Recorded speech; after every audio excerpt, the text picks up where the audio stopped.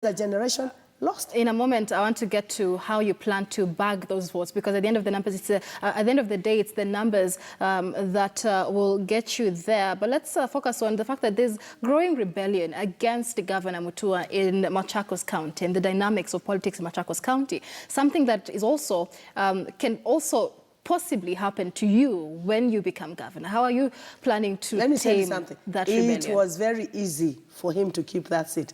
Let me tell you, so long as you're with the people, that is what matters. You see, I'm sorry, I went and saw, and is one of the bishops, respected in our area. He told me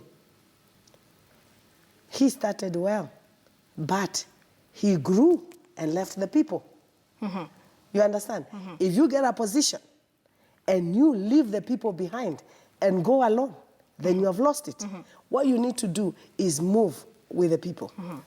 And how do you move with the people? Listening to the people, giving them what they want, not what you think. And speaking of listening and giving people what they want, year in, year out, when we've seen elections, when it comes to Machakos County, the biggest campaign promise is water, water, water. It's the same promise that you're giving now. But if all those other leaders had implemented this promise, then it wouldn't be an issue right now. So are you using this as a campaign promise to get you there and then just, you know, become lackluster? Or is it something you're really planning to implement? Let me tell you something. If I get this seat, it's not about Wavinya.